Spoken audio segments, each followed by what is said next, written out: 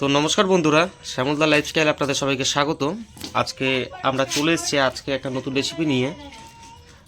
Tomato chop হবে, সাথে হবে লঙ্কার পকোড়া। তো আমাদের উজ্জ্বল কাকু এই যে আলু ধোয়া স্টার্ট করে দিয়েছে। তো অলরেডি তো আমরা শুরু করে দিয়েছি, এখানে আলু ধোয়ার প্রিপারেশন চলছে। তো ভিডিওটা আপনারা প্রথম থেকে শেষ অবধি দেখতে থাকুন। আর রেসিপিটার পুরোপুরি জানতে হলে ভিডিওটা স্কিপ না করে প্রথম থেকে শেষ অবধি আপনারা দেখুন। এখানে টমেটোগুলো ধোয়া চলছে, সঙ্গে লঙ্কাটাও নিয়ে নিয়েছি, কারণ কি টমেটোর চপ হচ্ছে, সাথে লঙ্কার পকোড়া হবে। তো কাকা একবার টমেটোগুলো দেখিয়ে দাও। দেখতে পাচ্ছ লঙ্কা, লঙ্কা আছে আর এই টমেটোগুলো একদম মিডিয়াম সাইজের টমেটো আছে, বেশি বড় হলে পরে কড়াইতে ধরবে না। যেহেতু আমরা ঘরে খাওয়ার জন্য বানাচ্ছি, সেহেতু একটু মিডিয়াম সাইজের টমেটো নিয়ে এসেছি। এবার টমেটোগুলোর ভিতর থেকে টমেটোর বিসি অর্থাৎ দানাগুলোকে বের করা হচ্ছে, মানে বীজগুলোকে বের করানো হচ্ছে। এক কথায় বলে টমেটোর সিজার। টমেটো সিজার করে দিয়েছি, টমেটো সিজার করে দিয়েছে, টমেটোর ভিতর দিয়ে বীজগুলো বের করা হয়েছে।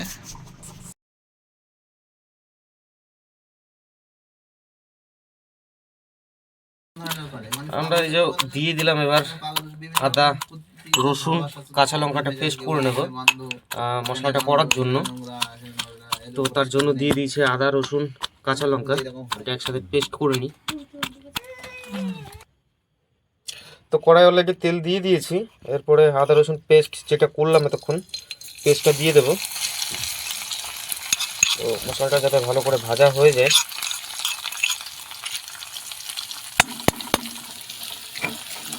তো আরেকটু লাল করে ভাজতে হবে মশলাটা। আমাদের মশলাটা প্রায় হয়ে গেছে।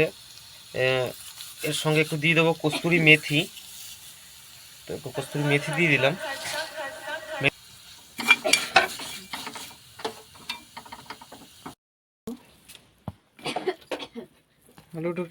আলুটাকে একটু ভেঙে দিলাম ছোট ছোট।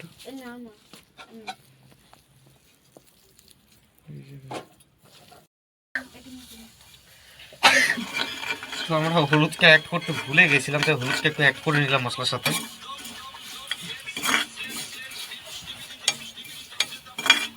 মশলাটা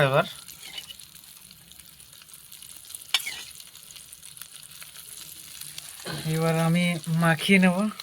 দেখতে পাচ্ছ বন্ধুরা কত গরম, দেখো এখন এই আমি হাত দিয়ে নিচ্ছি। গোলমরিচ গুঁড়ো আছে করে একটু।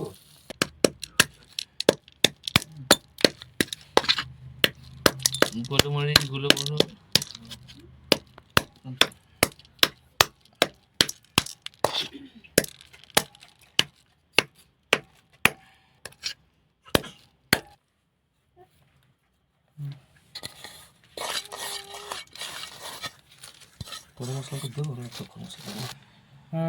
তো এবার সামান্য পরিমাণ দিয়ে দিচ্ছি লবণ।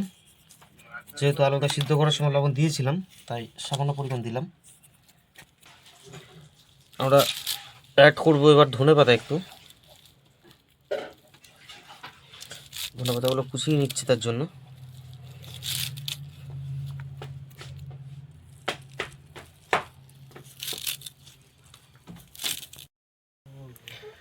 তো এখানে অলরেডি আমরা তেল দিয়ে দিয়েছি গরম হতে।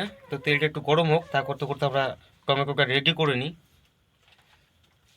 এবার আমরা একটু ভালো করে মাখিয়ে নিচ্ছি এটা।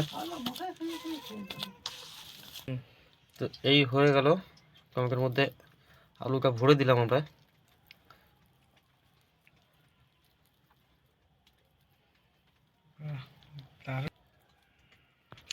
তো কেটে রাখা টমেটোগুলো আগে থেকে বীজ বার করে রেখেছিলাম, এবার ওর মধ্যে আলুটা আমরা অ্যাড করে দিচ্ছি।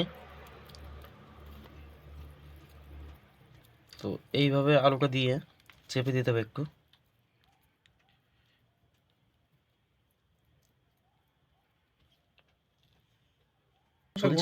তো আমাদের টমেটোর মধ্যে সব ভরে নেওয়া হয়েছে, এখানে দেখতে পাচ্ছ কত পরিমাণে।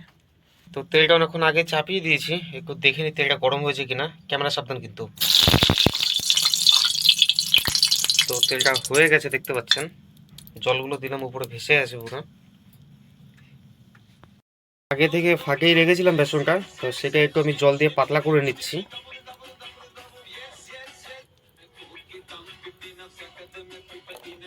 ওয়াও, খুব সুন্দর হয়েছে। বেসনটা একদম পাতলা করে নিলাম, মানে একদম না, মিডিয়াম করে নিলাম, যাতে চপটা আমি ছাড়তে পারি। লেয়ারটা যাতে খুব বেশি মোটাও না হয়ে যায়, আবার একদম পাতলাও যেন না হয়ে যায়, সেরকম করে রাখলাম।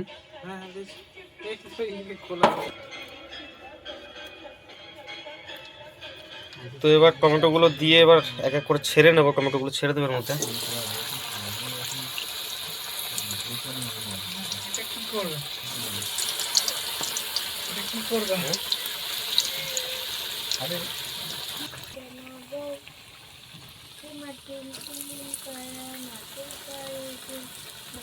আমি পেঁয়াজ কুচি করে নিচ্ছি।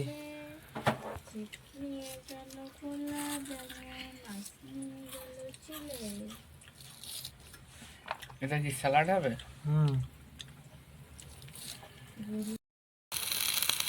তো ভাজাটা হয়ে গেছে, দেখতে পাচ্ছ লাল লাল করে। তো এক এক করে আমি টমেটোগুলো তুলে নিই।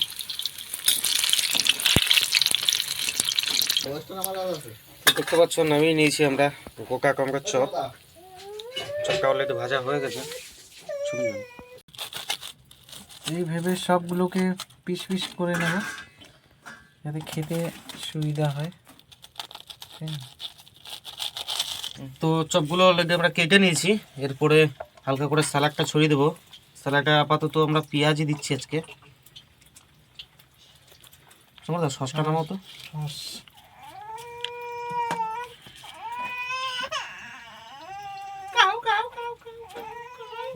দেখতে কি দারুণ লাগছে দেখো বন্ধুরা। ওটা এই জিভে জল এসে যাচ্ছে, তো যাও যাও নাও, রূপ সামলানো যাচ্ছে না।